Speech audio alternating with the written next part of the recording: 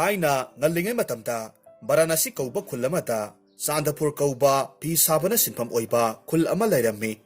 khulsida denpo kauba lairaba nupa ama lairammi hiyanga ki purnima numita khuldugi pisaba miyam pumnamakna Bhagavan ki maphamda pi amamam katlammi maramasina Bhagavan laining ba kayana pi phanglammi adubu denpo di lairaba oirubana Bhagavan da pi katpa ngamlamde maramasida-gi laining ba misak amadi pi phanglamde masigidamak denpo na yamna mathoy nungaitana sonjarammi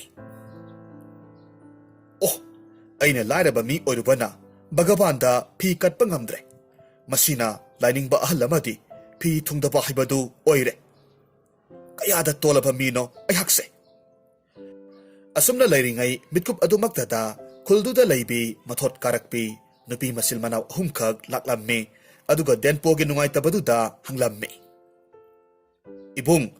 karigino ibungna nungaitaba maithongda laibiribadi kari tawba yaurabage denpo na khumlammi isan khoi nabungdi lairaba misak oirubana pi katpa ngamdre maramasina laining ba ahal amagi pi thungdre masi khalubada nabungi wakhalse yamna nungaitre wafamsi taruba matamda masil manau ahumduna hairakhi adudi ibungi awabado koknanaba nasanna haiba wa amadi inbiyu kari wano aigi awaba sibu kokani hairabadi nakhoigi wado aiyage ibung na khunsida lariba yumthung khuding changlaga lasing mapol amamam nibiraga nasal aikhoida pinabiyu phanglakpa lasingduna lang taraga laining bada katnaba phido sarage hairiba wa asida denpona su yaramme yumthung khuding chalaga lasing niramme amadi laisabi masin manau aduna numit kharani gi matungda phi saba losilamme aduga phidu makhoi marina laining ba ahalduda punna katminaramme masidagi pelaba laining baduna asumna hairamme nakhoi marigi nataw asida ipa pele nakoina pamjaba bor amamam nizaro aina lepna mag thungan bangam lagani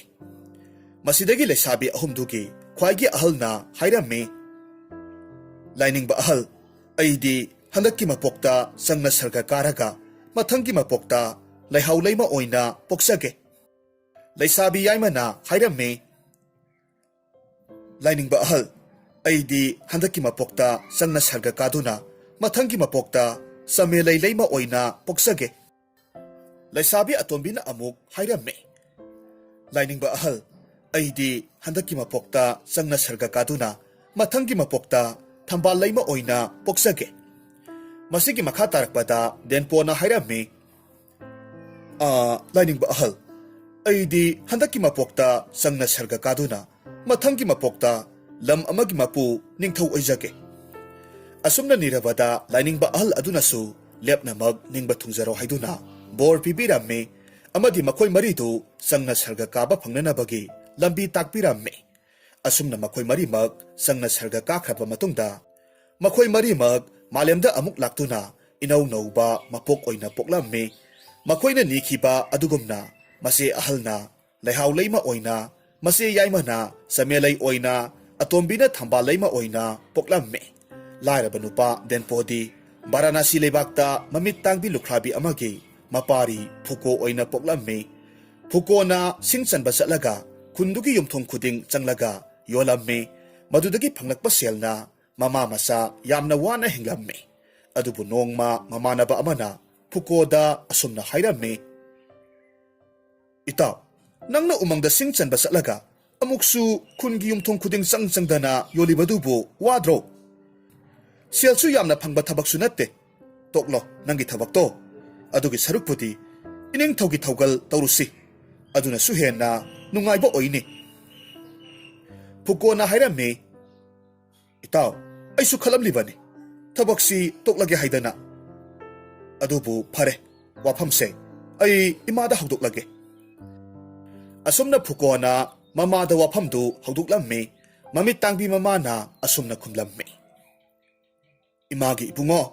imana mit tangbi oirubana isagi mateng pangba sungamde aduna isana hariba wa aduda imana yadabasu ngamdre adubune leibak amagi ningthau haibasidi yamna sawbani khajiktang soibada thawai mangdawribani maramasina ꯅꯪꯅ ꯅꯤꯡꯊꯧꯒꯤ ꯁꯦꯕꯥ ꯇꯧꯕ ꯃꯇꯝꯗ ꯌꯥꯝꯅ ꯍꯩꯁꯤꯡꯅ ꯋꯥꯍꯩ ꯋꯥꯇꯥ ꯅꯤꯡꯊꯤꯖꯕ ꯁꯤꯖꯤꯟꯅꯔꯒ ꯑꯊꯣꯏ ꯅꯥꯄꯜ ꯀꯥꯗꯅ ꯊꯧꯒꯜ ꯇꯧꯃꯤꯟꯅꯔꯤꯕ ꯄꯨꯝꯅꯃꯛꯄꯨ ꯏꯆꯤꯜ ꯏꯅꯥꯎꯒꯨꯝꯅ ꯈꯜꯂꯒ ꯂꯩꯃꯤꯟꯅꯒꯗꯕꯅꯤꯀꯣ꯫ ꯍꯣꯏ ꯏꯃꯥ, ꯅꯆꯥ ꯁꯣꯏꯗꯅꯃꯛ ꯇꯧꯖꯒꯦ꯫ ꯑꯁꯨꯝꯅ ꯃꯃꯥꯗꯒꯤ ꯑꯌꯥꯕ ꯂꯧꯔꯕ ꯃꯇꯨꯡꯗ ꯃꯊꯪꯒꯤ ꯑꯌꯨꯛꯇ ꯐꯨꯀꯣ ꯑꯃꯗꯤ ꯃꯃꯥꯟꯅꯕꯒ ꯂꯣꯏꯅꯅ ꯅꯤꯡꯊꯧꯒꯤ ꯀꯣꯅꯨꯡꯗ ꯀꯥꯔꯛꯂꯝꯃꯤ꯫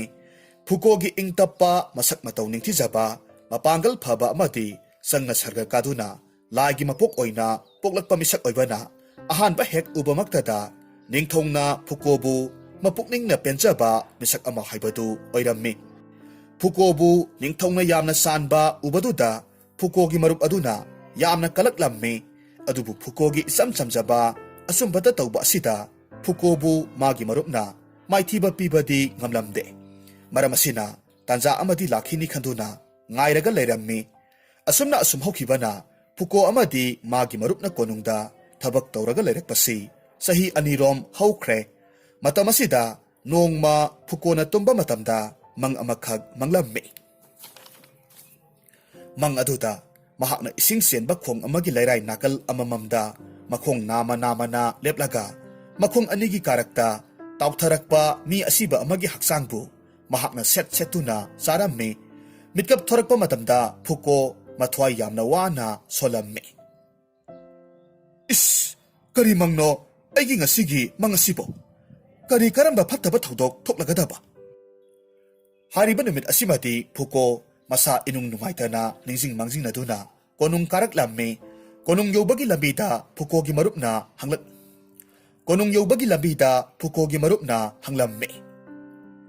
ꯏꯇꯥꯎ, ꯀꯔꯤ ꯇꯧꯔꯦ? ꯉꯁꯤꯁꯤꯕꯨ ꯃꯥꯏꯊꯣꯡ ꯏꯃꯛ ꯃꯛꯁꯤꯜꯂꯤꯕꯁꯤꯕꯨ ꯀꯔꯤ ꯇꯧꯕ ꯌꯥꯎꯔꯕꯒꯦ? ꯐꯨꯀꯣ ꯃꯃꯤꯠ ꯁꯨꯛꯇꯣꯛꯇꯨꯅ ꯈꯨꯝꯂꯝꯃꯤ꯫ ꯑꯁ ꯏꯇꯥꯎ, ꯉꯁꯤꯗꯤ ꯑꯣꯟꯊꯣꯛꯅ ꯅꯨꯡꯉꯥꯏꯈꯤꯗ꯭ꯔꯕ ꯃꯪ ꯑꯃ ꯃꯪꯂꯝꯃꯤ꯫ ꯑꯦ, ꯀꯔꯤ ꯃꯪꯅꯣꯅꯦ ꯏꯇꯥꯎꯕꯣ? ꯐꯨꯀꯣꯅ ꯃꯥꯒꯤ ꯃꯪꯈꯤꯕ ꯃꯪꯗꯨ ꯃꯥꯒꯤ ꯃꯔꯨꯞꯇ ꯆꯤꯡꯅꯕ ꯂꯩꯇꯅ ꯇꯝꯊꯣꯛꯂꯝꯃꯤ꯫ ꯃꯪꯗꯨ ꯇꯥꯔꯕ ꯃꯇꯨꯡꯗ ꯃꯃꯥꯟꯅꯕꯗꯨ ꯋꯥꯈꯜ ꯉꯥꯏꯍꯥꯛ ꯇꯧꯔꯒ ꯍꯥꯏꯔꯝꯃꯤ꯫ ꯑꯣꯟꯊꯣꯛꯄ ꯃꯪ ꯍꯥꯏꯕꯗꯨꯅꯤ꯫ ꯑꯗꯨꯕꯨ ꯐꯔꯦ, ꯀꯔꯤꯁꯨ ꯈꯜꯂꯨꯔꯅꯨ꯫ ꯃꯪꯗꯨ ꯃꯪꯕꯒꯤ ꯃꯔꯝ ꯑꯗꯨꯒ ꯀꯔꯤ ꯊꯣꯛꯂꯒꯗꯒꯦ ꯍꯥꯏꯕꯗꯣ ꯈꯪꯅꯅꯕ ꯏꯅꯤꯡꯊꯧꯒꯤ ꯄꯨꯔꯣꯍꯤꯠ ꯕ꯭ꯔꯥꯍꯃꯟ ꯂꯧꯁꯤꯡꯕꯗ ꯍꯦꯛꯇꯃꯛ ꯍꯪꯂꯨꯔꯁꯤ꯫ ꯐꯔꯦ ꯏꯇꯥꯎ, ꯃꯗꯨꯃꯛ ꯑꯩꯁꯨ ꯈꯜꯂꯝꯂꯤꯕꯅꯤ꯫ ꯕ꯭ꯔꯥꯍꯃꯟ ꯂꯧꯁꯤꯡꯕꯒꯤ ꯃꯌꯨꯝꯗ ꯍꯦꯛꯇꯃꯛ ꯆꯠꯂꯒ ꯍꯪꯂꯨꯔꯁꯤ꯫ ꯑꯁꯨꯝꯅ ꯕ꯭ꯔꯥꯍꯃꯟꯒꯤ ꯃꯌꯨꯝꯗ ꯂꯥꯛꯂꯝꯃꯤ꯫ ꯑꯗꯨꯕꯨ ꯕ꯭ꯔꯥꯍꯃꯟꯗꯨꯗꯤ ꯅꯤꯡꯊꯧꯒꯤ ꯊꯧꯒꯜ ꯆꯠꯈꯤꯕꯅ ꯍꯥꯟꯈꯤꯕꯗꯒꯤ ꯃꯪꯒꯤ ꯋꯥꯔꯤꯗꯨ ꯕ꯭ꯔꯥꯍꯃꯟꯒꯤ ꯅꯨꯄꯤ ꯑꯗꯨꯗ ꯇꯝꯂꯝꯃꯤ꯫ ꯃꯗꯨꯗ ꯕ꯭ꯔꯥꯍꯃꯟꯒꯤ ꯅꯨꯄꯤꯅ ꯈꯨꯝꯂꯝꯃꯤ꯫ ꯏꯕꯨꯡꯉꯣ, ꯅꯪꯒꯤ ꯃꯪꯁꯦ ꯃꯪꯂꯤꯕꯒꯤ ꯃꯔꯝꯁꯦ 2 ꯂꯩ꯫ ꯐꯠꯇꯕ ꯊꯧꯗꯣꯛ ꯑꯃꯒ ꯑꯐꯕ ꯊꯧꯗꯣꯛ ꯑꯃꯒ ꯑꯅꯤꯃꯛ ꯊꯣꯛꯂꯒꯅꯤ꯫ ꯑꯗꯨꯕꯨ ꯑꯩꯅ ꯈꯪꯖꯕ ꯍꯥꯏꯔꯒꯗꯤ ꯅꯍꯥꯛ ꯉꯁꯤ ꯊꯥꯔꯒ ꯅꯨꯃꯤꯠ 8ꯅꯤ ꯁꯨꯔꯛꯄ ꯃꯇꯝꯗ ꯄꯨꯛꯆꯠꯇꯨꯅ ꯌꯥꯝꯅ ꯀꯟꯅ ꯅꯥꯒꯅꯤ꯫ ꯃꯪꯒꯤ ꯐꯜꯗꯨ ꯇꯥꯔꯨꯕꯗ ꯐꯨꯀꯣ ꯌꯥꯝꯅ ꯅꯨꯡꯁꯥ ꯊꯤꯔꯝꯃꯤ꯫ ꯕ꯭ꯔꯥꯍꯃꯟꯒꯤ ꯃꯌꯨꯝꯗꯒꯤ ꯊꯣꯔꯛꯇꯨꯅ ꯀꯣꯅꯨꯡ ꯇꯝꯅ ꯃꯔꯨꯞ ꯑꯅꯤꯃꯛ ꯂꯥꯛꯂꯝꯃꯤ꯫ ꯂꯥꯛꯄꯒꯤ ꯂꯝꯕꯤꯗ ꯅꯤꯡꯊꯧꯒꯤ ꯄꯨꯔꯣꯍꯤꯠ ꯕ꯭ꯔꯥꯍꯃꯟ ꯂꯥꯏꯅꯤꯡꯕ ꯑꯗꯨꯒ ꯊꯦꯡꯅꯔꯝꯃꯤ꯫ ꯃꯍꯥꯛ ꯎꯕꯃꯛꯇꯗ ꯃꯃꯥꯟꯅꯕꯗꯨꯅ ꯍꯥꯏꯔꯝꯃꯤ꯫ ꯑꯦ ꯏꯇꯥꯎ, ꯕ꯭ꯔꯥꯍꯃꯟ ꯂꯥꯏꯅꯤꯡꯕꯗꯤ ꯀꯣꯅꯨꯡꯗꯒꯤ ꯍꯟꯕꯨ ꯍꯜꯂꯛꯂꯦ꯫ ꯂꯝꯕꯤꯁꯤꯗ ꯑꯣꯏꯔꯕꯁꯨ ꯅꯪꯒꯤ ꯃꯪꯗꯨꯒꯤ ꯐꯜꯗꯣ ꯇꯁꯦꯡꯅ ꯑꯃꯨꯛꯀ ꯍꯪꯂꯨꯔꯁꯤ꯫ ꯍꯣꯏ ꯍꯥꯏꯗꯨꯅ ꯐꯨꯀꯣ ꯑꯃꯗꯤ ꯃꯃꯥꯟꯅꯕꯗꯨꯅ ꯕ꯭ꯔꯥꯍꯃꯟ ꯂꯥꯏꯅꯤꯡꯕꯒꯤ ꯃꯅꯥꯛꯇ ꯆꯪꯁꯤꯜꯂꯛꯂꯝꯃꯤ꯫ ꯋꯥꯔꯤ ꯁꯥꯔꯝꯃꯤ꯫ ꯃꯪꯒꯤ ꯋꯥꯔꯣꯜ ꯄꯨꯝꯅꯃꯛ ꯇꯝꯂꯝꯃꯤ꯫ ꯕ꯭ꯔꯥꯍꯃꯟ ꯑꯗꯨꯅꯁꯨ ꯍꯥꯏꯔꯛꯂꯝꯃꯤ꯫ ꯏꯕꯨꯡꯉꯣ, ꯅꯪꯒꯤ ꯃꯪꯒꯤ ꯐꯜꯁꯦ ꯐꯠꯇꯕ ꯑꯐꯕ ꯑꯅꯤꯃꯛ ꯊꯣꯛꯅ ꯂꯩ꯫ ꯐꯠꯇꯕꯁꯤꯅ ꯍꯥꯟꯅ ꯊꯣꯛꯂꯒꯅꯤ꯫ ꯉꯁꯤꯗꯒꯤ ꯊꯥꯗꯨꯅ ꯅꯨꯃꯤꯠ 8ꯅꯤ ꯁꯨꯔꯛꯄ ꯃꯇꯝꯗ ꯅꯍꯥꯛ ꯄꯨꯛꯆꯠꯇꯨꯅ ꯌꯥꯝꯅ ꯀꯟꯅ ꯅꯥꯒꯗꯧꯔꯤ꯫ ꯑꯗꯨꯒ ꯑꯐꯕ ꯐꯜ ꯑꯃꯅ ꯅꯍꯥꯛ ꯊꯥ 3ꯒꯤ ꯃꯅꯨꯡꯗ ꯂꯩꯕꯥꯛꯁꯤꯒꯤ ꯅꯤꯡꯊꯧ ꯁꯣꯏꯗꯅꯃꯛ ꯑꯣꯏꯔꯒꯅꯤꯗꯣ꯫ ꯕ꯭ꯔꯥꯍꯃꯟ ꯂꯥꯏꯅꯤꯡꯕꯒꯤ ꯋꯥꯁꯤ ꯇꯥꯔꯨꯕꯗ ꯐꯨꯀꯣꯗꯤ ꯉꯛꯂꯝꯃꯤ꯫ ꯑꯗꯨꯒ ꯃꯃꯥꯟꯅꯕꯗꯨꯗꯤ ꯇꯨꯃꯤꯟꯅ ꯐꯠꯇꯕ ꯋꯥꯈꯜ ꯈꯜꯂꯝꯃꯤ꯫ ꯀꯔꯤꯅꯣ ꯕ꯭ꯔꯥꯍꯃꯟ ꯂꯥꯏꯅꯤꯡꯕꯁꯤꯅ ꯍꯥꯏꯔꯤꯕ ꯋꯥꯁꯤꯕꯨ? ꯑꯆꯨꯝꯕ ꯑꯣꯏꯔꯤꯒꯗ꯭ꯔꯥ? ꯃꯁꯤꯗꯤ ꯊꯨꯅꯃꯛ ꯏꯅꯤꯡꯊꯧꯒꯤ ꯃꯐꯝꯗ ꯇꯝꯂꯨꯗꯕ ꯌꯥꯗꯦ꯫ ꯍꯥꯏꯕꯒ ꯇꯧꯕꯒ ꯅꯨꯃꯤꯠ 8ꯅꯤ ꯁꯨꯕ ꯃꯇꯝꯗ ꯐꯨꯀꯣ ꯄꯨꯛꯆꯠꯇꯨꯅ ꯌꯥꯝꯅ ꯀꯟꯅ ꯅꯥꯔꯝꯃꯤ꯫ ꯃꯁꯤ ꯊꯣꯛꯂꯕꯗ ꯃꯃꯥꯟꯅꯕ ꯑꯗꯨꯅ ꯑꯁꯨꯝꯅ ꯈꯜꯂꯝꯃꯤ꯫ ꯑꯣ, ꯑꯩꯒꯤ ꯃꯔꯨꯞꯁꯤ ꯂꯥꯏꯅꯤꯡꯕ ꯕ꯭ꯔꯥꯍꯃꯟ ꯃꯇꯩ ꯃꯅꯥꯎꯗꯨꯅ ꯍꯥꯏꯒꯨꯝꯃꯗꯅ ꯅꯨꯃꯤꯠ 8ꯅꯤ ꯁꯨꯕꯒ ꯄꯨꯛꯆꯠꯇꯨꯅ ꯅꯥꯔꯦ꯫ ꯑꯗꯨ ꯑꯣꯏꯔꯕꯗꯤ ꯊꯥ 3ꯒꯤ ꯃꯇꯨꯡꯗ ꯂꯩꯕꯥꯛꯁꯤꯒꯤ ꯅꯤꯡꯊꯧ ꯑꯣꯏꯒꯅꯤ ꯍꯥꯏꯈꯤꯕꯗꯨꯁꯨ ꯁꯣꯏꯗꯅꯃꯛ ꯆꯨꯝꯂꯕ ꯇꯥꯏ꯫ ꯑꯩ ꯄꯟꯊꯔꯒ ꯂꯩꯕ ꯀꯥꯟꯅꯗꯦ ꯄꯥꯎꯁꯤ ꯈꯨꯗꯛꯇ ꯏꯅꯤꯡꯊꯧꯒꯤ ꯃꯐꯝꯗ ꯇꯝꯂꯨꯗꯕ ꯌꯥꯗꯦ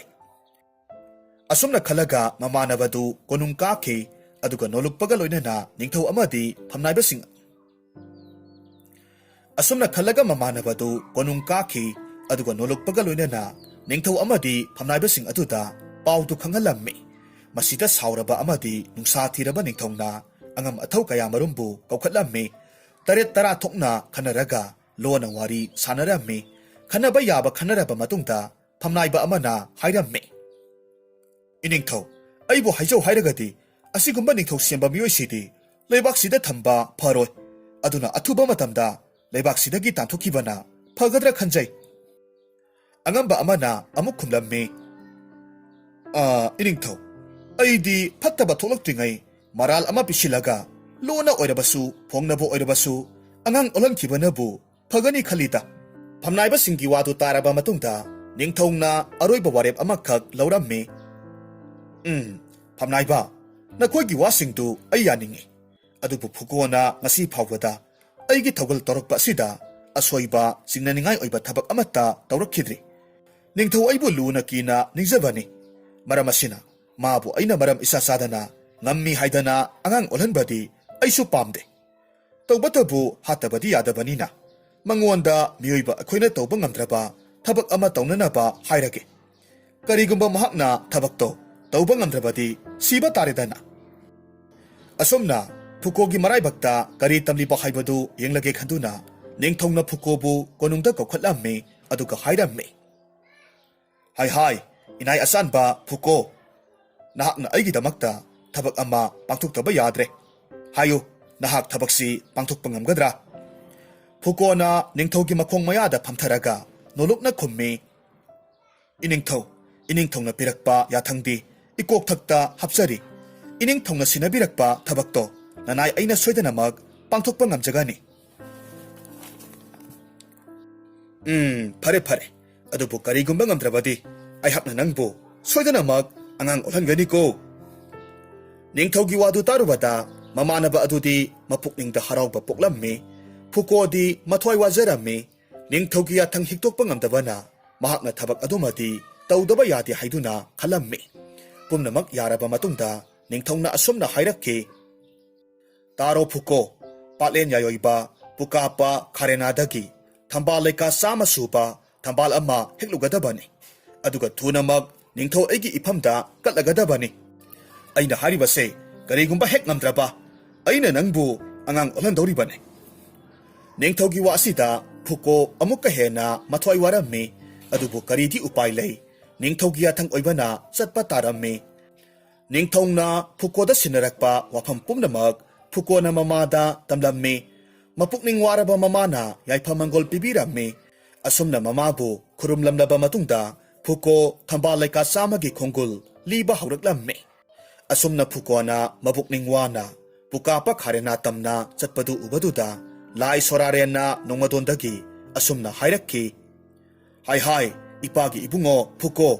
ꯅꯪꯗꯤ ꯃꯃꯥꯡꯒꯤ ꯃꯄꯣꯛꯇ ꯆꯪꯅ ꯁꯔꯒ ꯀꯥꯗꯨꯅ ꯍꯟꯗꯛꯀꯤ ꯃꯄꯣꯛ ꯑꯁꯤꯗ ꯃꯥꯂꯦꯝ ꯂꯩꯕꯥꯛꯇ ꯑꯃꯨꯛ ꯄꯣꯛꯂꯕꯅꯤ ꯑꯗꯨꯅ ꯅꯪꯗꯤ ꯇꯔꯥꯏꯅ ꯁꯤꯕ ꯌꯥꯗꯕ ꯂꯥꯏꯄꯣꯛꯅꯤ ꯃꯔꯝ ꯑꯁꯤꯅ ꯅꯪꯒꯤ ꯅꯊꯧꯗꯥꯡ ꯑꯗꯨꯕꯨ ꯃꯥꯏ ꯄꯥꯛꯅ ꯑꯃꯗꯤ ꯈꯨꯗꯣꯡꯊꯤꯕ ꯄꯨꯝꯅꯃꯛꯇꯒꯤ ꯉꯥꯛꯊꯣꯛꯄ ꯉꯝꯅꯅꯕ ꯏꯄꯥꯒꯤ ꯍꯤꯔꯥꯌꯥꯏꯒꯤ ꯊꯥꯡꯁꯥꯡ ꯑꯔꯨꯕꯁꯦ ꯄꯥꯏꯁꯤꯜꯂꯨ ꯑꯁꯨꯝꯅ ꯍꯥꯏꯗꯨꯅ ꯅꯣꯡꯊꯛꯇꯒꯤ ꯊꯥꯡꯗꯨ ꯊꯥꯗꯔꯛꯂꯝꯃꯤ ꯐꯨꯀꯣꯅ ꯂꯥꯏ ꯁꯣꯔꯥꯔꯦꯟꯒꯤ ꯋꯥꯗꯨ ꯇꯥꯔꯨꯕꯗ ꯃꯄꯨꯛꯅꯤꯡꯗ ꯐꯥꯎꯔꯝꯕ ꯑꯀꯤꯕ ꯄꯨꯝꯅꯃꯛ ꯀꯣꯛꯈ꯭ꯔꯦ ꯍꯔꯥꯎꯅ ꯍꯥꯏꯖꯔꯛꯂꯝꯃꯤ ꯏꯄꯥ ꯁꯣꯔꯥꯔꯦꯟ ꯏꯄꯥꯒꯤ ꯊꯧꯖꯥꯜꯗꯒꯤ ꯊꯝꯕꯥꯜ ꯂꯩꯀꯥ 100 ꯅꯁꯥꯅ ꯐꯪꯕ ꯑꯣꯏꯖꯒꯦꯀꯣ ꯑꯁꯨꯝꯅ ꯈꯨꯔꯨꯝꯂꯒ ꯊꯥꯡꯗꯨ ꯆꯦꯛꯁꯤꯟꯅ ꯄꯥꯏꯁꯤꯟꯈꯤ ꯊꯥꯡ ꯑꯁꯤꯒꯤ ꯃꯇꯦꯡꯗꯒꯤ ꯐꯨꯀꯣꯅ ꯄꯨꯀꯥꯞꯄ ꯈꯥꯔꯦꯅꯥꯒꯤ ꯂꯝꯕꯤ ꯈꯪꯕ ꯉꯝꯂꯝꯃꯤ ꯑꯗꯨꯒ ꯂꯝꯕꯤꯗ ꯊꯦꯡꯅꯔꯤꯕ ꯁꯥꯍꯤꯡ ꯆꯥꯕ ꯁꯥ ꯀꯩ ꯂꯥꯏꯅꯆꯤꯡꯕ ꯄꯨꯝꯅꯃꯛ ꯃꯥꯏꯊꯤꯕ ꯄꯤꯗꯨꯅ ꯄꯨꯀꯥꯞꯄ ꯈꯥꯔꯦꯅꯥꯒꯤ ꯂꯝ ꯌꯧꯕ ꯉꯝꯂꯝꯃꯤ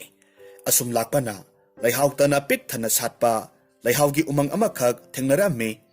ꯃꯐꯝꯗꯨꯗ ꯂꯩꯔꯤꯕꯁꯤꯡꯗꯨ ꯀꯣꯏꯅ ꯑꯁꯨꯝ ꯌꯦꯡꯂꯒ ꯐꯨꯀꯣꯅ ꯃꯊꯟꯇ ꯁꯣꯜꯂꯤ ꯀꯔꯤꯅꯣ ꯑꯁꯤꯗꯤ ꯆꯥꯎꯔꯕ ꯂꯩꯍꯧ ꯄꯥꯝꯕꯤꯁꯤꯒꯤ ꯃꯇꯣꯟꯗ ꯂꯥꯏꯁꯪ ꯑꯃ ꯌꯥꯜꯂꯒ ꯂꯩꯔꯤꯕꯁꯤꯕꯨ ꯀꯔꯤꯒꯤꯅꯣ ꯃꯁꯤ ꯂꯥꯏꯒꯤ ꯂꯥꯏꯁꯪ ꯅꯠꯇ꯭ꯔꯒꯅ ꯍꯤꯡꯆꯥꯕꯒꯤ ꯁꯪ ꯑꯃꯗꯤ ꯁꯣꯏꯗꯅꯃꯛ ꯑꯣꯏꯔꯝꯅꯤ ꯃꯍꯥꯛꯅ ꯂꯥꯏꯁꯪꯗꯨꯗ ꯃꯨꯟꯅ ꯌꯦꯡꯂꯨꯕ ꯀꯥꯟꯗꯗꯤ ꯂꯩꯍꯥꯎ ꯂꯩꯃꯅ ꯑꯄꯥꯕ ꯐꯤ ꯁꯦꯠꯂꯒ ꯐꯝꯂꯒ ꯂꯩꯕ ꯎꯔꯝꯃꯤ꯫ ꯃꯗꯨꯗ ꯐꯨꯀꯣꯅ ꯍꯪꯂꯝꯃꯤ, ꯂꯥꯏꯁꯪꯗ ꯐꯝꯂꯤꯕꯤ ꯅꯍꯥꯛꯄꯨ ꯂꯩꯍꯥꯎ ꯎꯃꯪ ꯑꯁꯤꯒꯤ ꯂꯥꯏꯔꯦꯝꯕꯤꯔꯥ? ꯂꯥꯏꯔꯦꯝꯕꯤ ꯑꯗꯨꯅꯁꯨ ꯐꯨꯀꯣꯕꯨ ꯎꯔꯗꯨꯅ ꯈꯨꯝꯂꯛꯂꯝꯃꯤ, ꯑꯩꯗꯤ ꯂꯩꯍꯥꯎ ꯎꯃꯪ ꯑꯁꯤꯒꯤ ꯂꯥꯏꯔꯦꯝꯕꯤꯅꯤ꯫ ꯏꯃꯤꯡꯅ ꯂꯩꯍꯥꯎ ꯂꯩꯃ ꯀꯧꯏ꯫ ꯑꯣ, ꯅꯪꯗꯤ ꯀꯔꯝꯕ ꯂꯥꯏꯒꯤ ꯃꯆꯥꯅꯣ? ꯅꯪꯅ ꯑꯩꯒꯤ ꯏꯄꯥ ꯍꯪꯂꯤꯕ ꯀꯔꯤꯒꯤꯅꯣ? ꯑꯩꯒꯤ ꯏꯄꯥ ꯀꯩ ꯅꯤꯡꯊꯧ ꯂꯥꯛꯇ꯭ꯔꯤꯉꯩꯗ ꯂꯥꯏ ꯍꯤꯡꯁꯥꯕꯅ ꯃꯤ ꯑꯣꯜꯂꯒ ꯑꯩꯕꯨ ꯆꯥꯒꯦ ꯇꯧꯔꯤꯕ꯭ꯔꯥ? ꯅꯠꯇꯦ ꯂꯥꯏꯔꯦꯝꯕꯤ, ꯑꯩꯍꯥꯛ ꯍꯤꯡꯁꯥꯕꯅ ꯑꯣꯟꯕ ꯃꯤ ꯅꯠꯇꯦ꯫ ꯑꯩꯍꯥꯛꯇꯤ ꯑꯩꯒꯤ ꯏꯅꯤꯡꯊꯧꯒꯤ ꯌꯥꯊꯪ ꯏꯟꯗꯨꯅ ꯄꯨꯀꯥꯞꯄ ꯈꯥꯔꯦꯅꯥꯗꯒꯤ ꯊꯝꯕꯥꯜ ꯂꯩꯀꯥ 100 ꯄꯥꯟꯕ ꯍꯦꯛꯂꯨꯅꯕꯒꯤꯗꯃꯛ ꯚꯥꯔꯥꯅꯥꯁꯤ ꯂꯩꯕꯥꯛꯇꯒꯤ ꯂꯥꯛꯆꯔꯤꯕꯅꯤ꯫ ꯑꯩꯒꯤ ꯏꯃꯤꯡꯗꯤ ꯐꯨꯀꯣ ꯀꯧꯖꯩ꯫ ꯑꯁꯨꯝꯅ ꯁꯛꯇꯥꯛꯂꯕ ꯑꯁꯤꯗ ꯂꯩꯍꯥꯎ ꯂꯩꯃꯒꯤ ꯆꯤꯡꯅꯕꯗꯨ ꯀꯣꯛꯂꯝꯃꯤ꯫ ꯐꯨꯀꯣꯒꯤ ꯊꯃꯣꯏ ꯁꯦꯡꯖꯕ ꯃꯇꯧ ꯃꯁꯛ ꯐꯖꯕ ꯑꯗꯨꯗ ꯂꯩꯍꯥꯎ ꯂꯩꯃꯅ ꯐꯨꯀꯣꯕꯨ ꯅꯨꯡꯁꯤꯕ ꯄꯣꯛꯂꯝꯃꯤ꯫ ꯐꯨꯀꯣꯅꯁꯨ ꯂꯩꯍꯥꯎ ꯂꯩꯃꯕꯨ ꯅꯨꯡꯁꯤꯕ ꯐꯥꯎꯔꯝꯃꯤ꯫ ꯐꯨꯀꯣꯅ ꯍꯥꯏꯔꯛꯈꯤ, ꯂꯥꯏꯔꯦꯝꯕꯤ ꯏꯕꯦꯝꯃ, ꯑꯩꯉꯣꯟꯗ ꯄꯨꯀꯥꯞꯄ ꯈꯥꯔꯦꯅꯥꯒꯤ ꯊꯝꯕꯥꯜ ꯂꯩꯀꯥ 100ꯒꯤ ꯂꯩꯐꯝꯗꯨ ꯑꯃꯨꯛꯇ ꯇꯥꯛꯄꯤꯌꯨ꯫ ꯃꯁꯤ ꯍꯦꯛꯇꯨꯅ ꯄꯨꯔꯛꯄ ꯉꯝꯗ꯭ꯔꯕꯗꯤ ꯑꯩꯕꯨ ꯏꯅꯤꯡꯊꯧꯅ ꯁꯣꯏꯗꯅꯃꯛ ꯑꯉꯥꯡ ꯑꯣꯜꯍꯟꯈꯤꯕ ꯇꯥꯔꯦ꯫ ꯑꯩꯕꯨ ꯑꯃꯨꯛꯇ ꯀꯟꯕꯤꯌꯨ꯫ ꯂꯩꯍꯥꯎ ꯂꯩꯃꯅ ꯑꯃꯨꯛ ꯈꯨꯝꯂꯛꯂꯝꯃꯤ, ꯑꯋꯥꯡ ꯃꯥꯏꯀꯩꯔꯣꯝꯗ ꯆꯤꯟꯖꯥꯛ ꯊꯤꯕ ꯆꯠꯈꯤꯕ ꯑꯩꯒꯤ ꯏꯄꯥ ꯀꯩ ꯅꯤꯡꯊꯧ ꯍꯜꯂꯛꯂꯒ ꯍꯪꯂꯁꯤ꯫ ꯉꯥꯏꯍꯥꯛꯇꯪ ꯉꯥꯏꯕꯤꯌꯨ꯫ ꯂꯥꯏꯔꯦꯝꯕꯤ ꯏꯕꯦꯝꯃ, ꯑꯗꯨꯗꯤ ꯅꯪꯒꯤ ꯏꯄꯥ ꯀꯩ ꯅꯤꯡꯊꯧ ꯂꯥꯛꯂꯒ ꯑꯩꯕꯨ ꯁꯛꯈꯪꯗꯕ ꯑꯣꯏꯕꯅ ꯍꯥꯠꯈꯤꯕ ꯌꯥꯏ꯫ ꯑꯗꯨꯅ ꯅꯍꯥꯛꯀꯤ ꯎꯇꯣꯟꯗ ꯌꯥꯜꯂꯒ ꯂꯩꯔꯤꯕ ꯂꯥꯏꯁꯪ ꯑꯁꯤꯗ ꯑꯩ ꯂꯣꯠꯂꯒ ꯂꯩꯖꯒꯦ꯫ ꯂꯩꯍꯥꯎ ꯂꯩꯃꯅ ꯉꯥꯏꯍꯥꯛ ꯋꯥꯈꯜ ꯇꯧꯏ, ꯑꯗꯨꯒ ꯎꯇꯣꯟ ꯃꯊꯛꯇ ꯌꯥꯜꯂꯒ ꯂꯩꯔꯤꯕ ꯂꯥꯏꯁꯪ ꯑꯗꯨꯗ ꯃꯨꯟꯅ ꯌꯦꯡꯂꯒ ꯃꯄꯨꯛꯅꯤꯡꯗ ꯑꯁꯨꯝꯅ ꯈꯟꯖꯔꯝꯃꯤ, ꯃꯥꯂꯦꯝ ꯑꯁꯤꯗ ꯂꯩꯔꯤꯕ ꯂꯥꯌꯥꯝ ꯄꯨꯝꯅꯃꯛ ꯇꯥꯕꯤꯌꯨ꯫ ꯑꯩꯒꯤ ꯂꯥꯏꯁꯪ ꯑꯁꯤꯗ ꯐꯨꯀꯣꯕꯨ ꯄꯨꯁꯤꯟꯗ꯭ꯔꯤꯉꯩ ꯃꯃꯥꯡꯗ ꯀꯔꯤꯒꯨꯝꯕ ꯑꯃꯇꯪ ꯅꯤꯖꯒꯦ꯫ ꯐꯨꯀꯣꯒ ꯂꯩꯍꯥꯎ ꯂꯩꯃ ꯑꯩꯍꯥꯛꯀ ꯄꯨꯟꯁꯤ ꯂꯩꯄꯨꯟ ꯁꯦꯝꯃꯤꯟꯅꯧ ꯍꯥꯏꯗꯅ ꯇꯝꯂꯝꯕ ꯊꯣꯛꯂꯕꯗꯤ ꯂꯥꯏꯁꯪ ꯑꯌꯥꯟꯕꯁꯤ ꯃꯥꯂꯦꯝ ꯂꯩꯃꯥꯏꯗ ꯇꯥꯔꯛꯍꯟꯕꯤꯌꯨ꯫ ꯑꯁꯨꯝꯅ ꯍꯦꯛ ꯅꯤꯖꯕꯒꯗꯤ ꯃꯤꯠꯀꯨꯞ ꯐꯥꯗꯅ ꯂꯥꯏꯁꯪꯗꯨ ꯂꯩꯃꯥꯏꯗ ꯇꯥꯔꯛꯂꯝꯃꯤ꯫ ꯃꯗꯨ ꯎꯕ ꯃꯇꯝꯗ ꯂꯩꯍꯥꯎ ꯂꯩꯃꯅ ꯌꯥꯝꯅ ꯍꯔꯥꯎꯅ ꯐꯨꯀꯣꯗ ꯈꯨꯔꯨꯝꯂꯒ ꯍꯥꯏꯖꯔꯝꯃꯤ, ꯍꯦ ꯏꯕꯨꯡꯉꯣ, ꯅꯍꯥꯛꯇꯤ ꯑꯩꯒꯤ ꯏꯄꯨꯔꯣꯏꯕꯅꯤ꯫ ꯑꯗꯨꯅ ꯑꯩꯕꯨꯁꯨ ꯅꯍꯥꯛꯀꯤ ꯅꯨꯄꯤ ꯑꯣꯏꯅ ꯂꯧꯁꯤꯟꯕꯤꯌꯨ꯫ ꯃꯃꯥꯡꯒꯤ ꯃꯄꯣꯛꯇ ꯊꯦꯡꯅꯈꯤꯕꯤ ꯏꯆꯤꯜ ꯏꯅꯥꯎ 3ꯒꯤ ꯈ꯭ꯋꯥꯏꯗꯒꯤ ꯑꯍꯜꯗꯨꯅꯤ ꯑꯩꯍꯥꯛꯁꯦ꯫ ꯏꯕꯨꯡꯉꯣꯅ ꯊꯤꯔꯤꯕ ꯊꯝꯕꯥꯜ ꯂꯩꯀꯥ 100ꯒꯤ ꯂꯩꯐꯝꯗꯣ ꯁꯣꯏꯗꯅꯃꯛ ꯇꯥꯛꯆꯒꯦ꯫ ꯐꯨꯀꯣꯅ ꯈꯨꯝꯂꯝꯃꯤ, ꯑꯣ, ꯑꯩꯅꯁꯨ ꯅꯍꯥꯛꯄꯨ ꯑꯩꯒꯤ ꯂꯣꯏꯅꯕꯤ ꯑꯣꯏꯅ ꯂꯧꯁꯤꯜꯂꯕꯅꯤ꯫ ꯂꯩꯍꯥꯎ ꯂꯩꯃ ꯑꯃꯗꯤ ꯐꯨꯀꯣ ꯃꯈꯣꯏ ꯑꯅꯤꯃꯛ ꯂꯥꯏꯁꯪꯗꯨꯗ ꯆꯪꯈ꯭ꯔꯦ꯫ ꯃꯈꯣꯏꯅ ꯍꯦꯛ ꯆꯪꯈꯤꯕꯒꯗꯤ ꯂꯥꯏꯁꯪꯗꯨ ꯃꯇꯣꯝꯇ ꯄꯥꯏꯈꯠꯈꯤꯗꯨꯅ ꯍꯥꯟꯅꯒꯤ ꯃꯇꯧꯒꯨꯝꯅ ꯎꯇꯣꯟꯗ ꯌꯥꯜꯂꯒ ꯂꯩꯈ꯭ꯔꯦ꯫ ꯉꯥꯏꯍꯥꯛꯀꯤ ꯃꯇꯨꯡꯗ ꯂꯩꯍꯥꯎ ꯂꯩꯃꯒꯤ ꯃꯄꯥ ꯀꯩ ꯅꯤꯡꯊꯧ ꯑꯗꯨꯁꯨ ꯍꯜꯂꯛꯂꯝꯃꯤ꯫ ꯃꯄꯥꯗ ꯂꯩꯍꯥꯎ ꯂꯩꯃꯅ ꯐꯨꯀꯣꯒꯤ ꯃꯔꯝ ꯄꯨꯝꯅꯃꯛ ꯇꯝꯂꯒ ꯍꯥꯏꯔꯝꯃꯤ꯫ ꯂꯥꯏꯁꯪ ꯃꯅꯨꯡꯗ ꯂꯩꯔꯤꯕ ꯐꯨꯀꯣꯕꯨ ꯎꯕꯗ ꯃꯄꯥ ꯅꯤꯡꯊꯧ ꯑꯗꯨꯗꯤ ꯃꯁꯥ ꯄꯨꯝꯅꯃꯛ ꯇꯨ ꯆꯨꯡꯂꯝꯃꯤ꯫ ꯑꯗꯨꯒ ꯐꯨꯀꯣꯕꯨ ꯈꯨꯔꯨꯝꯂꯒ ꯍꯥꯏꯔꯛꯈꯤ, ꯍꯦ ꯃꯃꯥꯡꯒꯤ ꯃꯄꯣꯛꯇ ꯆꯪꯅ ꯁꯔꯒ ꯀꯥꯔꯒ ꯂꯥꯏꯒꯤ ꯃꯄꯣꯛꯇ ꯄꯣꯛꯂꯛꯄ ꯐꯨꯀꯣ, ꯅꯪꯕꯨ ꯑꯩꯅ ꯊꯤꯖꯔꯛꯄ ꯀꯨꯏꯔꯕꯅꯤ꯫ ꯅꯪꯅ ꯄꯥꯝꯂꯤꯕ ꯊꯝꯕꯥꯜ ꯂꯩꯀꯥ 100ꯒꯤ ꯂꯩꯐꯝꯗꯨ ꯑꯩꯍꯥꯛ ꯇꯥꯛꯂꯒꯦ, ꯃꯨꯟꯅ ꯇꯥꯕꯤꯌꯨ꯫ ꯑꯋꯥꯡ ꯃꯥꯏꯀꯩ ꯑꯁꯣꯝꯗ ꯆꯠꯂꯒ ꯁꯥ ꯉꯥꯒꯤ ꯅꯤꯡꯊꯧ ꯅꯣꯡꯁꯥꯅ ꯉꯥꯛꯄ ꯆꯃꯦꯂꯩꯒꯤ ꯎꯃꯪ ꯑꯃꯈꯛ ꯂꯩꯕꯅꯤ꯫ ꯃꯗꯨꯗ ꯆꯠꯂꯨ꯫ ꯄꯥꯎꯇꯥꯛ ꯑꯁꯤ ꯂꯧꯔꯒ ꯐꯨꯀꯣ ꯃꯐꯝꯗꯨ ꯊꯥꯗꯣꯛꯂꯝꯗꯨꯅ ꯆꯃꯦꯂꯩ ꯎꯃꯪ ꯇꯝꯅ ꯂꯥꯛꯂꯝꯃꯤ꯫ ꯎꯃꯪ ꯑꯁꯤꯗꯁꯨ ꯆꯞ ꯃꯥꯟꯅꯅ ꯎꯇꯣꯟ ꯑꯃꯗ ꯂꯥꯏꯁꯪ ꯑꯃꯈꯛ ꯌꯥꯜꯂꯒ ꯂꯩꯕ ꯃꯍꯥꯛꯅ ꯎꯔꯝꯃꯤ꯫ ꯃꯗꯨꯗ ꯆꯃꯦꯂꯩ ꯂꯩꯃꯅ ꯑꯄꯥꯕ ꯐꯤ ꯁꯦꯠꯂꯒ ꯐꯝꯂꯒ ꯂꯩꯔꯝꯃꯤ꯫ ꯐꯨꯀꯣꯕꯨ ꯎꯕꯃꯛꯇꯗ ꯆꯃꯦꯂꯩꯅ ꯃꯄꯨꯛꯅꯤꯡꯗ ꯈꯜꯂꯝꯃꯤ, ꯂꯥꯛꯂꯤꯕ ꯃꯤꯁꯛ ꯑꯁꯤꯕꯨ ꯃꯃꯥꯡꯒꯤ ꯃꯄꯣꯛꯇ ꯊꯦꯡꯅꯈꯤꯕ, ꯆꯪꯅ ꯁꯔꯒ ꯀꯥꯃꯤꯟꯅꯈꯤꯕ ꯂꯥꯏꯔꯕ ꯅꯨꯄꯥꯗꯨ ꯑꯣꯏꯔꯕꯗꯤ ꯂꯥꯏꯁꯪꯁꯤ ꯃꯥꯂꯦꯝ ꯂꯩꯃꯥꯏꯗ ꯇꯥꯍꯟꯕꯤꯔꯛꯎ꯫ ꯍꯦꯛ ꯍꯥꯏꯕꯒ ꯃꯤꯀꯨꯞ ꯐꯥꯍꯧꯗꯅ ꯂꯥꯏꯁꯪꯗꯨ ꯃꯈꯥꯗ ꯇꯥꯔꯛꯂꯝꯃꯤ꯫ ꯃꯗꯨ ꯎꯕꯗꯒꯤ ꯆꯃꯦꯂꯩꯃꯅ ꯐꯨꯀꯣꯕꯨ ꯈꯨꯔꯨꯝꯂꯒ ꯍꯥꯏꯖꯔꯝꯃꯤ, ꯍꯦ ꯑꯊꯧꯕ, ꯃꯃꯥꯡꯒꯤ ꯃꯄꯣꯛꯇ ꯆꯪꯅ ꯁꯔꯒ ꯀꯥꯃꯤꯟꯅꯈꯤꯕ ꯏꯆꯤꯜ ꯏꯅꯥꯎ 3ꯒꯤ ꯌꯥꯏꯃ ꯑꯗꯨꯅꯤ ꯑꯩꯍꯥꯛꯇꯤ꯫ ꯏꯕꯨꯡꯉꯣ, ꯅꯍꯥꯛꯇꯤ ꯑꯩꯒꯤꯗꯃꯛꯇ ꯇꯝꯕꯤꯔꯝꯂꯕ ꯏꯄꯨꯔꯣꯏꯕꯅꯤ꯫ ꯑꯩꯕꯨꯁꯨ ꯅꯪꯒꯤ ꯅꯨꯄꯤ ꯑꯣꯏꯅ ꯂꯧꯁꯤꯟꯕꯤꯌꯨ꯫ ꯐꯨꯀꯣꯅꯁꯨ ꯆꯃꯦꯂꯩꯒꯤ ꯋꯥ ꯄꯨꯝꯅꯃꯛ ꯑꯌꯥꯕ ꯄꯤꯔꯝꯃꯤ꯫ ꯃꯁꯤꯗꯒꯤ ꯃꯈꯣꯏ ꯑꯅꯤꯃꯛ laisang aduda sangkre makoina hek sangkibaga laisang do hanagumna amuk paikhatki ngaihakki matungda sami leimagi mapa ibungo nongsaning thoglak Phukogi wari pumnamak tamlamme nongsaning thongnasu Phukoda masanupi thajaduna taibang mi marakta nunga yaifana panminarunaba bor piramme amadi thambale ka samagi haupham palen yawibana lairiba maikei adubusu takpiramme asumna ahing ama samelegi umangda lairamlaba matungda mathangi ayukta awang panga chatlaga thambale magi leifam thiraklamme Phukona umang kayamarum phauraga lakpa matamda sa kai hingsaba kayamarum thengnaramme adubu sorarengi yayoiba thangdu hek uba matamda sa kai hingsaba pumnamak maru luknaramme asumna thangsigi matengna sauraba umang kayamarum phauduna patlen yayoiba yoraklamme pat asida thambal makhal manga suna satpa thengnaramme masi uba matamda Phukona yamna harauраmme asumna Phukona changsilakpa matamdadi uzau amagi matonda mit thakpa makai langna laisang amakhak yalaga leiba uramme mahakna laisangduda asum yenglingai matamda laisangdudagi thambal leima thoraktuna Phuko tananaba lauraklamme thambalgi umangsida sangchilakliba nahakpu kanano ipa ibungo soraren laktringai laren ningthongna mi onduna aibu sage laklibra thambal leimagi wadu tarubada Phukona hairamme natte lairenbi aihakti laren ningthong natte aidi Varanasi lebaktagi laksabani imingna Phuko kawi iningthogi yathang induna patlen yayoibadagi thambal leika sama suba thiba laksabani Phukogi wasi tarubada mamang mapoki wapumnamak thambal leimana nisinglaklamme o mamang mapokta isil inaw aikhoi ahumda khwaidagi atombi aihakna Bagabanda phi katkibagi madugi mahi oina handakki mapok asida thambal leika sama subagi layonungdagi poklakpi thambal leima kaubi aihakni aingondagi hena thambal leika sama subadi laite masidagi Phukodu haraubagi ngamkhai lairamde mahakna thirakliba posak adu phanglaba aduda mahakki mathoi warambadu kokre amadi mamangki mapokta bagabanda phi katuna sangna sarga kaminakhiba Thokiba thodok pumnamak nisinglaktuna amana amabu hena masak khangnaраklamme Phukona harauna hairamme o ining thongna thambale ka sama thiruso haidana takpirakpa sidi laina lamjingduna nakhoina sinanaw ahumga laihau leima same leima thambal leima noibu unarunaba thabirakpaga manakre harau bagi mitkup asida Phukona mama mitangbitu nisinglaktuna kaplamme oh adubu aigi asonbi ima adubudi karamna laramgadabano masa aigi dama khanbada kaptuna lelamgani do he layam nakhoina aigi imada aigi nungaiba pause amukta tambiyu Phukogi awaba tengthaba sitarubada thambal leimana bagaza kauba tenawa usekta asumna pauselamme ho aigi bagaza kauba useko nahak aigi yathangsi puraga Varanasi lebakta chatluro mafamduda Phuko kauba mingsi palaga kanagumbina kaplamlabadi mahak ado Phukogi mama oidoribani mangonda nangina sanupa Phukodi namau nupi thambal leimaga thengnaduna nungaina lehore numit taret ni suraga soidanamak halaklagani haidana pau tambiru thambal leimana haibagi matung inna tenawana pausi puraga Phukogi mamada tamlamme Phukogi mamasu pausi tarubada yamna harauраmme Phuko amadi thambal leimana harauna leiba uraga thambal leimagi mapa ibungo lai sorarensu nongdoldagi kumtharaklamme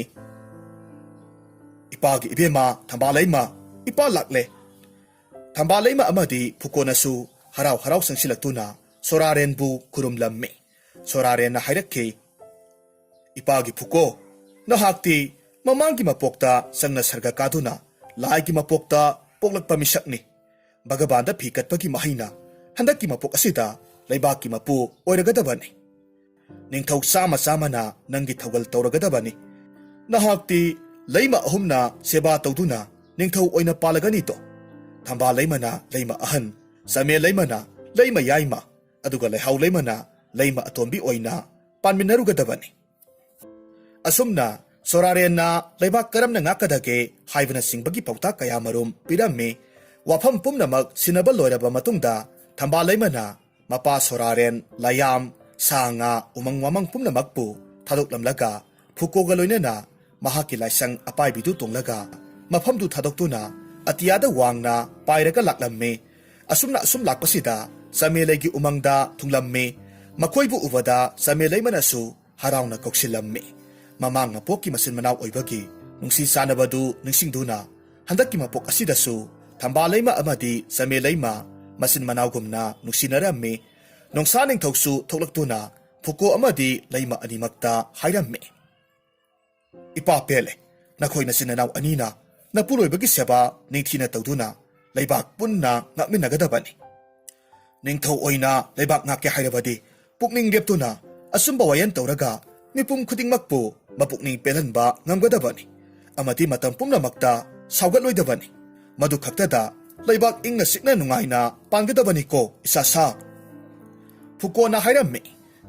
phagani ipa ningthaw ipana takpiba khudingmak nasana soidanamak ngakna sachage asumna wari sanaraba matungda mafamdu thadoklamlaga sameleimagi laisang apaibiduga loinana thambaleimagi laisang apaibiduga punna amuk paikhalaklamme leima aniga loinana phukona laihauleimagi umangtamna pairaklamme laihauleimanasu leima ani amadi phukobu taramna oklamme mamang mapokki masil manaw oinabagi nungsi sanaba aduga manana handaki mapok asidasu nungsi sanaramme matamasida kay ningthongna leima ahumda hairamme ipagi imom nakhoi ahumak nungsi sanana pukminnaba nasinanawgumna khangadabani ko napuroibagi amadi nanemki seba tawraga nungaina panminnaw leima ahumakna khurumlaga khumme phagani ipaningthaw mapaningthongna phukoda hairamme ipagi phuko nahakna ningthaw oraba matamda leibak prajada asan miran naidana wayal tawgadabani mingsat thigadaba thabak tawroidabani nangi leima ahumbu sak manaba mityengna yengadabani ko ahoy phagani ipaningthaw mataw asumna laihauleimagi laisangna oida samelegi laisangna yetta phuko amadi thambaleimagi laisangna mayai thangduna laisang apaibi ahumda pairaga laklamme mataw asumna Varanasi leibaki konung yoksilaglamme laisang apaibi ahumdu hek ubaduda leibak praja pumnamakti yamna ngakna yangnaramme atiyada pairaga leiriba laisang ahumdudagi phukona miyam tanaba laurakki ining thogiya thang matung inna thambal ka sama thiba chatkiba phuko halakle haidana thongakpa nakhoina ining thogi mafamda tambiruso thongakpa anina pausi ning thoda tamluramme ngakpana loiraba ning thongna konungdagi thoraktuna atiyada pairaga leiriba laisang ahumduda mamit kuptana yengjaramme ning thau ubada phukona laisang mathaktagi lautharaklamme ining thau phuko aina lakna khurumjari ining thongna takpiba thambal ka sama subadi thiba phangjadre madugi mahutta laihau leima same leima amade thambal ka sama subagi layom nungdagi polakpi thambal leima makhoi ahumsi oina puraga laksare wafamdu taruba aduda Varanasi leibaki ningthauto harauраmme leima ahumbu oknanaba leibak pungjaw thinduna ningthau amadi angam athau kayaga loinena lengthoraklamme ningthongna lengthorakpa aduda leikai yumthong khudingda laphu su yunglaga ising pun athanba thamlaga maira suduna oklamme adubo laibak thibadi mabuk phatraba phukobo hanaba honakhiba ningthau adu ikaiba nanglasanu khandona leima ahumaktu malem leimai thakta kumthara uhaiba yadana atiyada adumak pairaga leiramme ningthongna phanakana hajarabasu yaba kauba leitre angam athau amadi leibak miyamgi mamangda sopa ikaiba nanglaba ningthongna makhut lonaraga leima ahumduda hajaramme leima ahumakki laisangdu malem leimai thaksida kumthabiraklo adubu ningthogi wadu tarubada laisang ahumak kumtharakpagi mahutta hena dum wangna paikhatki upai leitaba ningthaudu haujiktada masagi asoiba aranba khangjaraklamme sirasanu haiduna miyoibana phangamdraba thambalaika samabu tiruso haiduna awaba nanghange khaluba ningthawadu leibak miyam mamangda ikaiba nangle masidagi ningthongna hairamme oh puk phatraba ningthau aihak ngasidi mitangbi lairebigi masa phuko nahakina mahangda maithire aina kauthabada yadraba leima ahumbu nahakna amukta kauthabira o ningthaugi wa asida phuko na leima ahumda yenglaga hairamme leima ahumak konungda kumtharasi mitkup phadana laisang ahumak malem laimai thakta kumtharaklammi madu uba matamda hena ikaijaraba ningthongna hairammi aigi phatraba wakhalna phukobu sirasanu khanduna mina tawba ngamlaroidaba thabakpu tawrunaba tharubana ngasidi ai miya mamangda ikaiba nangle phukogi mangi phal adudi masi oireko oh ai hujik hinglaga karibu kanakhini asomba tawba leibak ningthau aibu luna khanjaba laigi mapokta poklaba phukona leibak sigi ningthau oija haurasanu aidi itomta sijakhrage asomna ningthaudu thamoi khutum suduna mathanta sijakhi aduga lai onduna nongdol thakta kakhre ningthauna sikraba aduda leibak ningthau phambaldu hanglaga leiba yadabana leibak adugi brahman angam athausinga phukobu leibak tugi ningthau oinanaba hairammi thamba leima same leima amadi leihau leimana mathang sitna lairembi oiduna panminanaba haijarammi laigi nongdamna phukona Varanasi leibaki ningthau oikhi phukona ningthau hek oibagadi phukogi mama mit tangbi adusu mamit uba ngamlakhi amadi leibak aduda leiramba mit udaba na tadaba marol thoktaba mioi pumnamak loinamak mit urakhi na tarakhi marol thoklakhi matau asumna soinai bami amata leiramde asumna laibu yamna ningjaba asumba tauba thamoi sengba lairaba phukona laigi thaujaldagi ningthau oiduna leima ahumna seba tawraga leibak miyam pumbaga loinana nungai yaifana pankhi